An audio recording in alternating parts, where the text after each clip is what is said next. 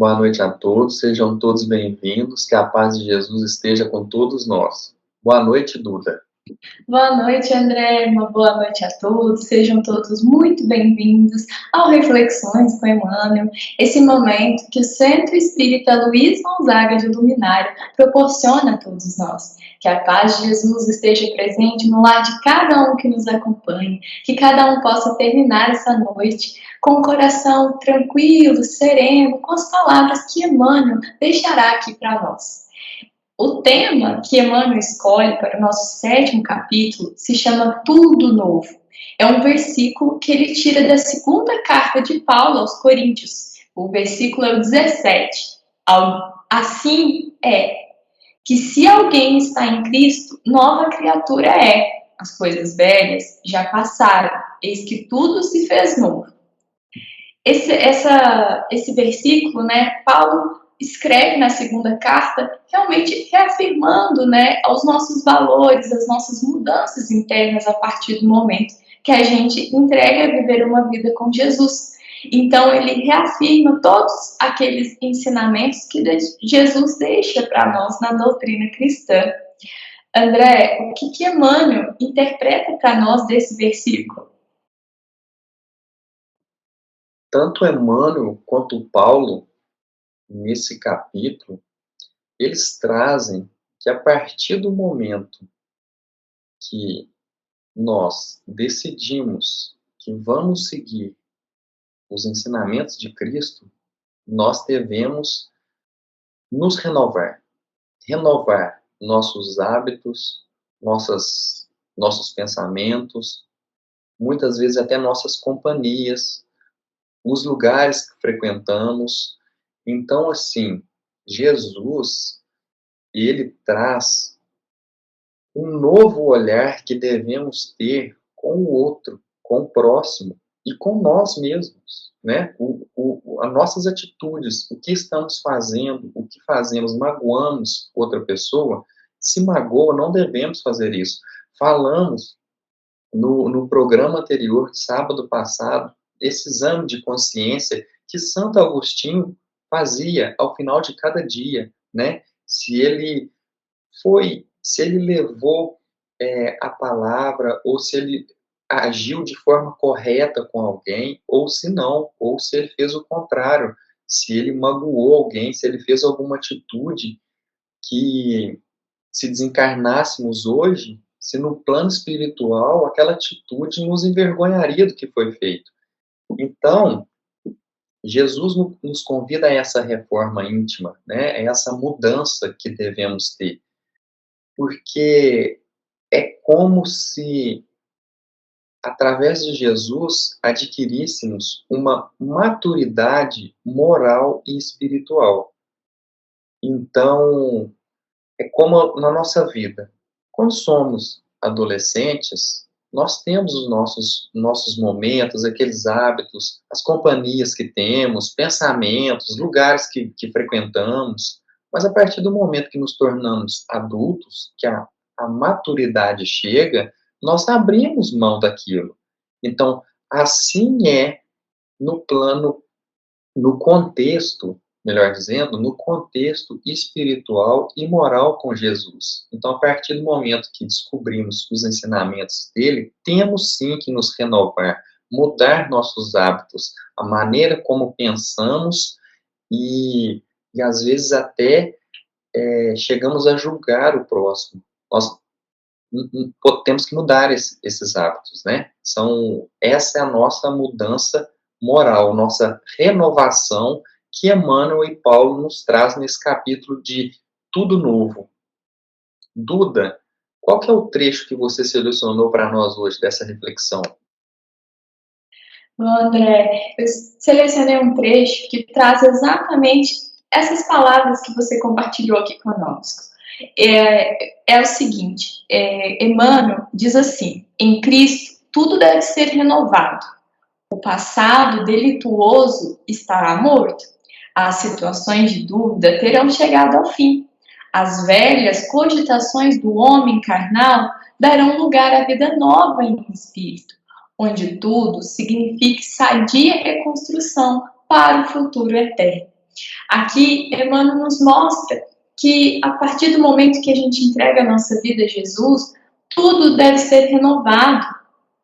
O nosso passado, as nossas velhas cogitações, as nossas dúvidas, as inseguranças quanto ao que já as nossas atitudes anteriores, elas ficarão para trás, porque o que importa é a nossa vida que construiremos em Cristo, seguindo os ensinamentos de Jesus, porque essa vida nova, ela sim nos levará a um futuro eterno, nos levará a novos conhecimentos, a novos aprendizados que deixaremos para trás. Tudo aquilo que já não nos agrada mais, né, que a gente já fez talvez, né, na semana, um exame de consciência, deixaremos tudo para trás e levaremos para a nossa vida eterna apenas aquilo que foi benéfico, aquilo que aprendemos aqui. André, você conhece alguma história dessa renovação em Cristo para poder contar aqui para nós, ilustrar? Conheço, e é justamente a história de Paulo, né? Paulo, antes de ser Paulo, ele se chamava Saulo. E ele perseguia, né, digamos assim, os cristãos, as pessoas que acreditavam e que queriam viver o que Cristo pregou. E naquela época, ele não concordava com aquilo, ele achava que era um absurdo o que ele dizia, né? E ele foi e chegou a matar pessoas porque elas acreditavam e elas pregavam o que Jesus tinha trazido para nós.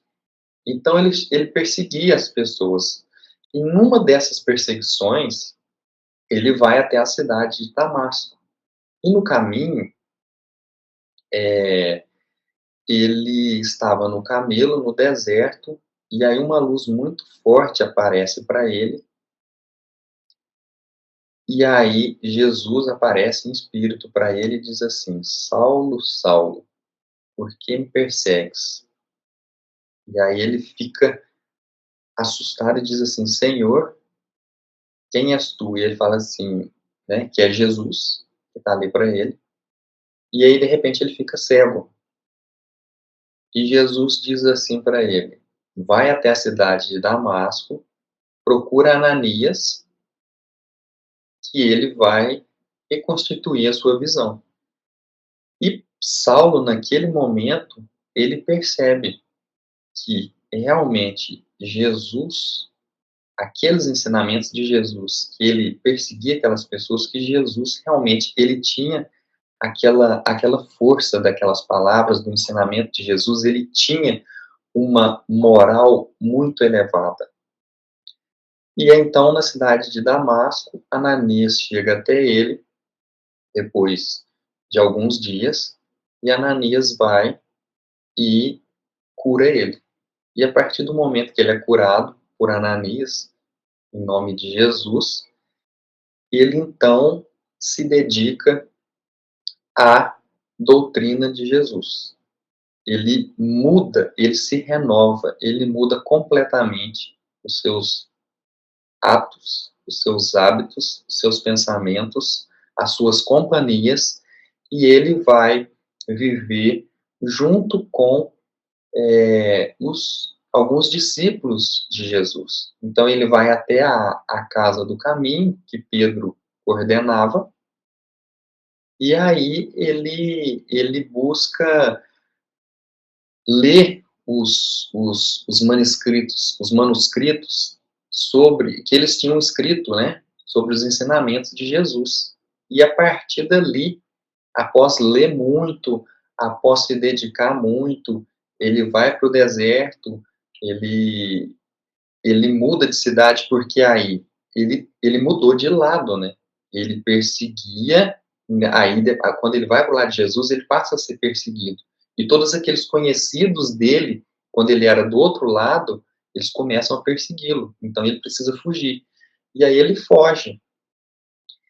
E em toda essa dificuldade que ele passou, ele reforçou ainda mais a sua fé e todos os ensinamentos que Jesus passou para ele. Então, nós temos as cartas de Paulo, né, que ele escreve depois, como esta que foi citada aqui hoje, né, ele dizendo que, só voltar aqui um pouquinho para a gente ler, ó, assim é que se alguém está em Cristo, nova criatura é. Então, quer dizer, ele fala dele mesmo, nesse momento, da mudança que ele teve, de quem ele se transformou a partir do momento que ele encontrou os ensinamentos de Jesus.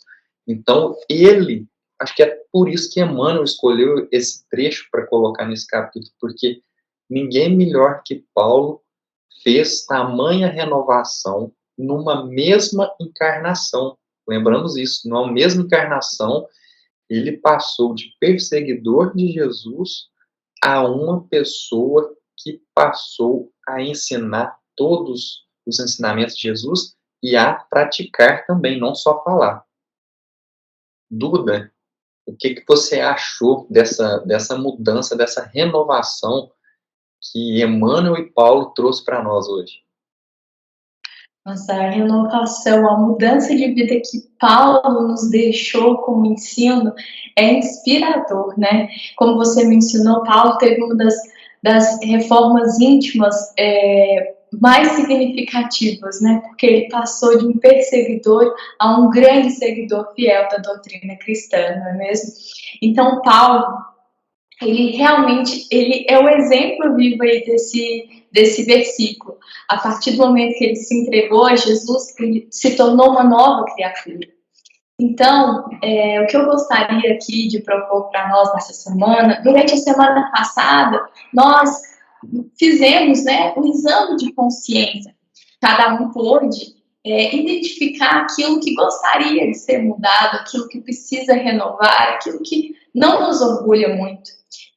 Que esse fruto, né, do nosso exame de consciência possa, durante essa semana, a gente se inspirar nessa mudança de Paulo, a mudança também de Emmanuel, né, que você já contou para nós lá no primeiro capítulo, que a gente possa seguir firme, inspirado nesses dois grandes exemplos, para renovar aquilo que a gente sente que ainda nos afasta um pouco da doutrina cristã. Eu espero todos vocês na semana que vem para a gente juntos refletir o capítulo 8. Chama-se Jesus Veio. É um versículo também da carta de Paulo, mas agora aos Filipenses, capítulo 2, versículo 7. Mas aniquilou-se a si mesmo, tomando a forma de servo, fazendo-se semelhante aos homens. Eu espero todos vocês para a gente refletir mais uma vez, né? Esse ensino que Emmanuel vai deixar para nós, ele traz para nós grandes ensinamentos sobre toda a doutrina cristã, um novo olhar, uma nova perspectiva, que juntos possamos ter uma excelente semana, uma semana abençoada, e que Jesus possa reinar no coração de cada um que aqui nos acompanha. Essa é uma mensagem do Centro Espírita Luiz Gonzaga de Luminares. Até sábado que vem, que assim seja. Que assim seja.